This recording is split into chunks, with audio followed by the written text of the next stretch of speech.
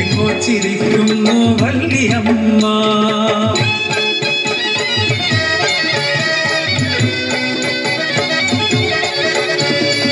ചെമ്മാനം പൂത്തുതളിർത്ത് ഏലയ്യ ഏലയ്യ, തിരുവോണം പുലരി വരുന്ന ഏലയ്യ ഏലയ്യ, കഞ്ചത്തിൽ തുഴ വീശിയെറിഞ്ഞേ കൊഞ്ചും തട്ടുന്നേ, തെയ്യം തിരപടയണി വരണത് കണ്ടോടി, ഇത് വല്ലിയമ്മ കാണാനായി പുറപ്പാട് പുറപ്പാട്.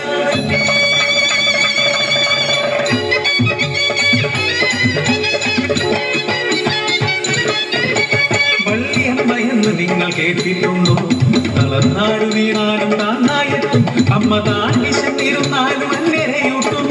ജാതിമത വർഗമൊന്നും നോക്കാതെ എല്ലാരും മക്കളെന്നു കരുതിയൊരമ്മ, ചന്തെങ്കിൽ ചന്തമുള്ള വല്ലിയമ്മ.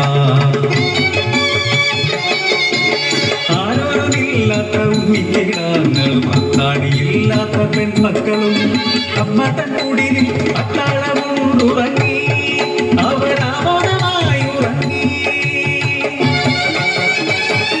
പട്ടിണി പാവങ്ങൾക്കമ്മയോ കൊട്ടാരകെട്ടിന്റെ തലവെരുപ്പ്, കുളത്തിലെ ആമ്പലക്കുളൻ ചട്ടക്കുടി എന്ന് നാട്ടുടയോ.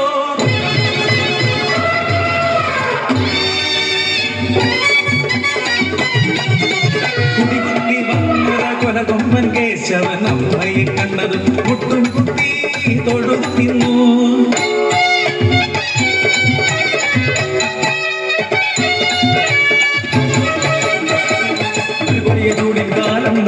കൊടിയിലുറങ്ങുന്ന വല്ലിയമ്മയെ കൈകാലി വായിത്തുടി തിരുകി, ആ കുടിയാടി ജന്മത്തു ധരിച്ചു ഇടനെഞ്ചു പൊടിഞ്ഞ പോകലൂവാനം, അത് മഴയായി മണ്ണിൽ പെയ്തിളങ്ങി.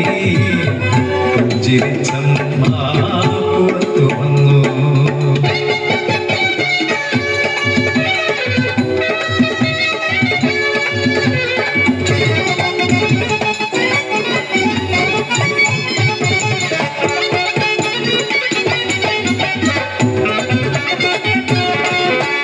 അമ്മയെ കൊല്ലാൻ അവസാന തന്ത്രം. കാണാതായ പൊൻപണ്ടം വള്ളിയമ്മ തൻ കുടിലിൽ നിന്നും കിട്ടിയത്രേ, സാധുവാമമ്മയെ തലവെട്ടാൻ വിധിയായത്രേ. പ്രതിവാദമില്ലാതെ വിചാരണയില്ലാതെ ഉടനടി ശിക്ഷ നടന്നു. അമ്മ തൻ ശിരസ് മണ്ണിൽ വീണുരുണ്ടു, ഉടലിൽ നിന്നും പോയി മറഞ്ഞു.